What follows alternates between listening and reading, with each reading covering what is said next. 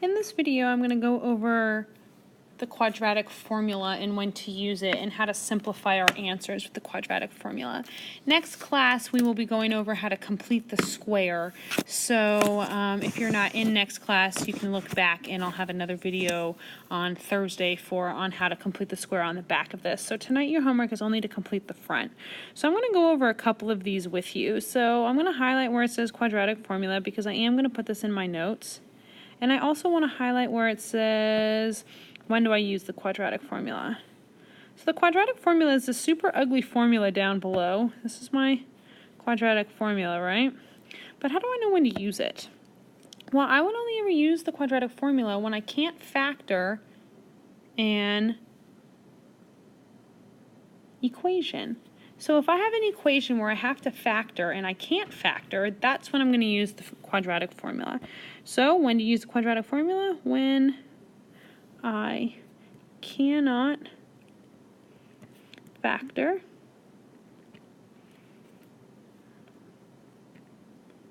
an equation.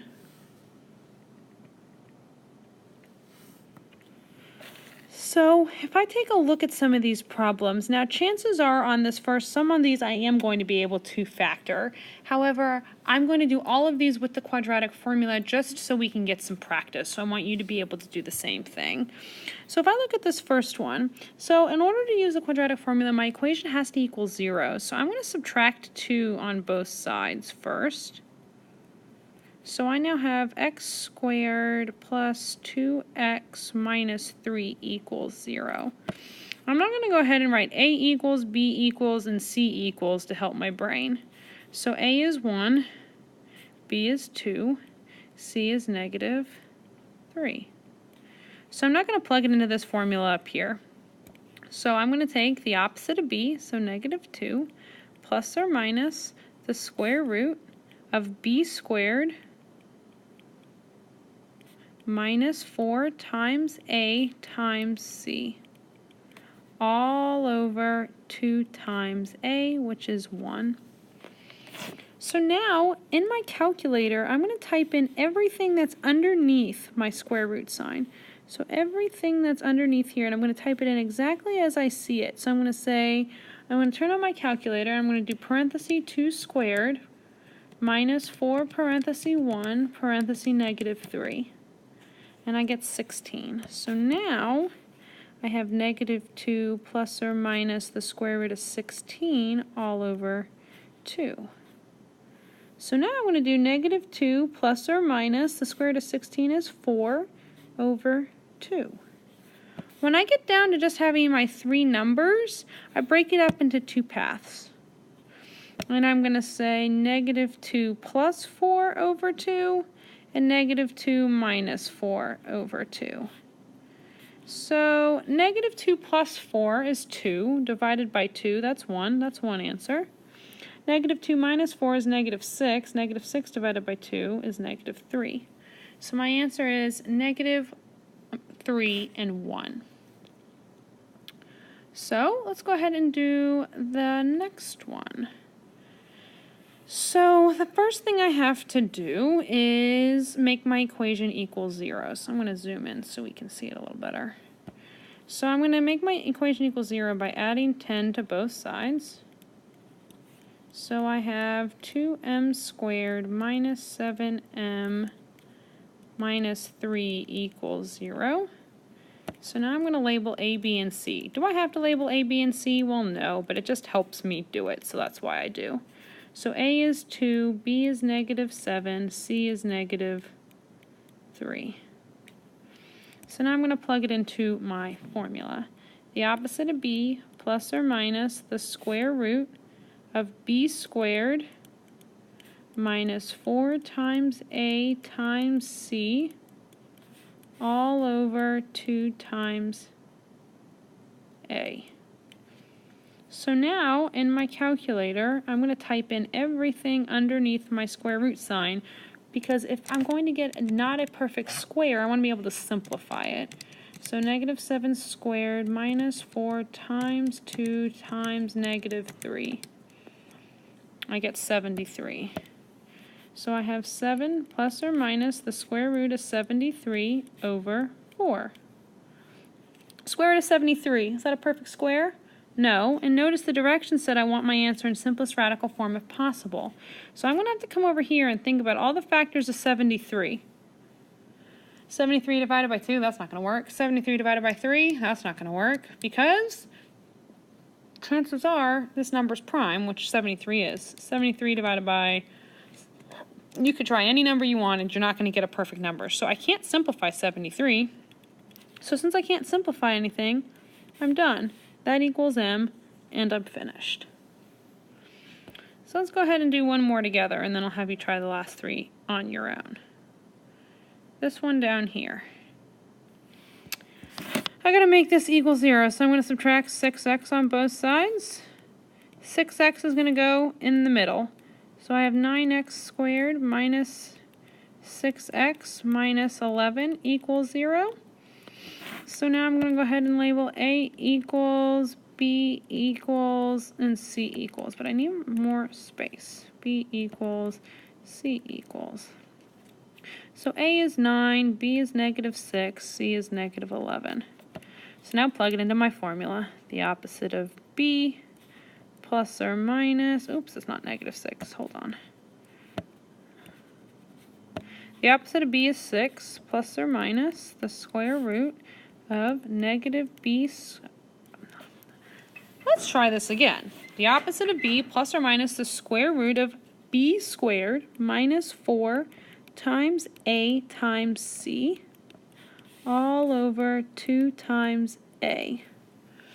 So now I have 6 plus or minus the square root, and I'm going to type all that on my calculator. Negative 6 squared minus 4 times 9 times negative 11. I get 432 all over 18. So now I'm going to take 432 and I'm going to simplify it. You can simplify it in 2 ways. I'll show you both. Find out all your factor trees. 432 divided by 2, that's 2 and 216. Circle 2 because it's prime. 216 divided by 2 is 2 and 108. Circle 2. It's prime. 108 divided by 8, that doesn't work. 108 divided by 6 is 18. 6 and 18. So 6 is 3 and 2. 18 is 6 and 3. And 6 is 3 and 2. Now that I have all of that, I'm going to open up one big square root sign. And 1, 2, 3, 4 2's. And 3 3's. And remember, I circle all my groups of 2. Out of these 2 2's, 1 escapes. These 2 2's, 1 escapes. These 2 3's, 1 escapes. They all go away. And now I have 2 times 2 times 3, which is 12. And then 3 is stuck inside.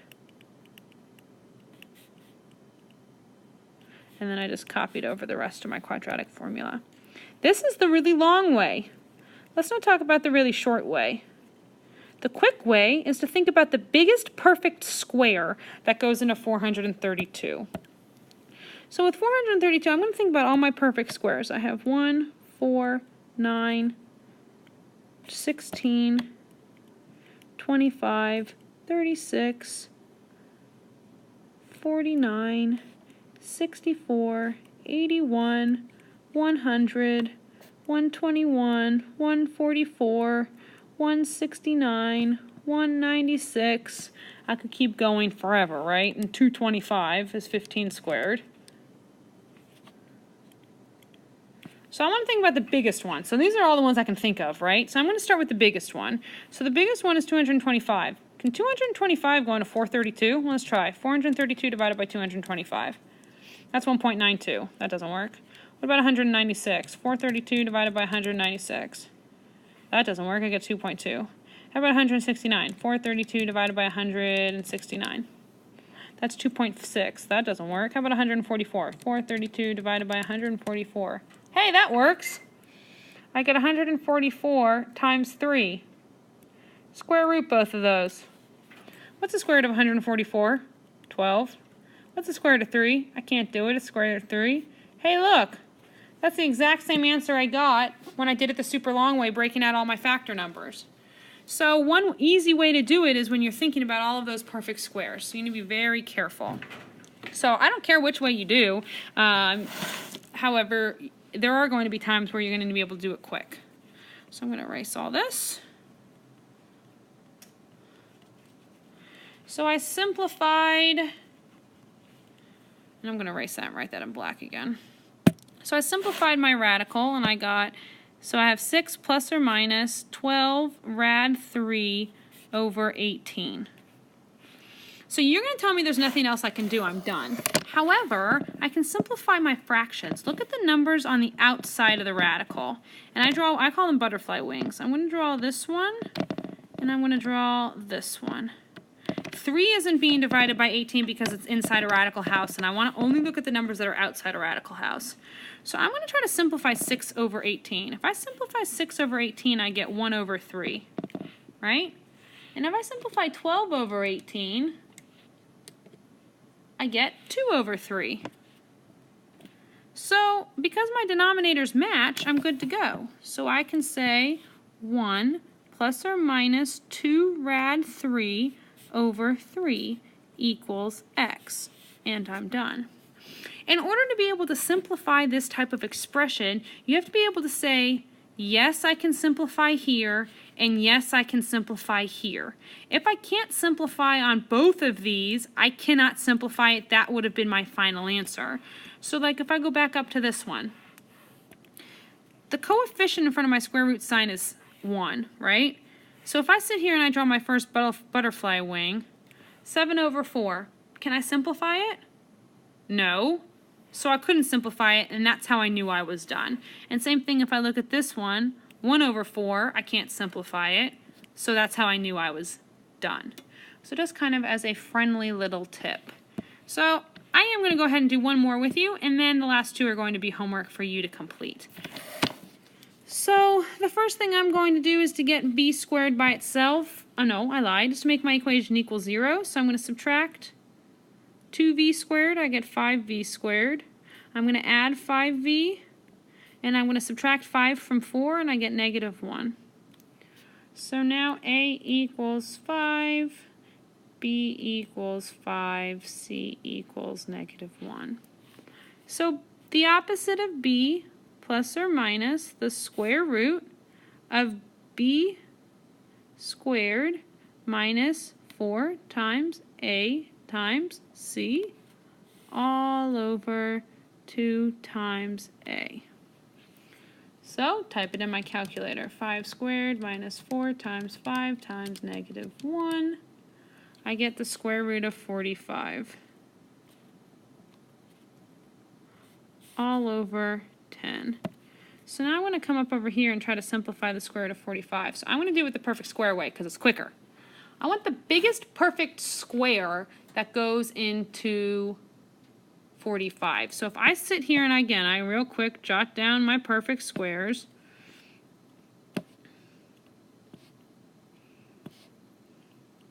I can't go past 49 because 49 definitely can't go into 45. You always want to pick the number, start with the biggest perfect square that's right at the bottom. So starting at the bottom, I want to start with the biggest perfect square that is smaller than 45. So 36 is smaller than 45. 49 was too big, so I'm going to start with 36. Can 36 go into 45? No. Can 25 go into 45? No. Can 16 go into 45? No. Can 9 go into 45? Yes, I'm done. So 9 times 5 is 45. So, square root, what's the square root of 9? 3. Square root of 5, can I do it? Nope, so it stays rad 5. So now I have negative 5 plus or minus 3 rad 5 over 10. So, before I circle my answer, I want to make sure I can't simplify. Look at my butterflies. Negative 5 over 10, can I simplify it? Yes. Look at the next one. 3 over 10, can I simplify it? No. So I'm done. Can't simplify it. This equals x, or equals b, excuse me. I'm finished. So I want you to go ahead and try these next two problems on your own, and then we can go over them if you have questions next class. But before we finish this video, I want to talk about what we're going to be going to next class. So next class we're going to be talking about completing the square, and I really want to make sure I mention and I talk to you about how to complete the square. So I'm going to real quick write this down. This is not the notes on the back. This is just nice pre-knowledge. So if you can do this, you'll be set up for next class. So when I factor quadratics, I have ax squared plus bx plus c. I always have a perfect trinomial. I have 3 terms. In order to complete the square, that's when I give you the first 2 terms and you have to find the 3rd term. So how do I do this? I'm going to take half of b and then square it.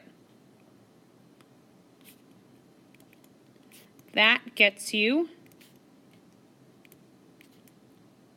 c.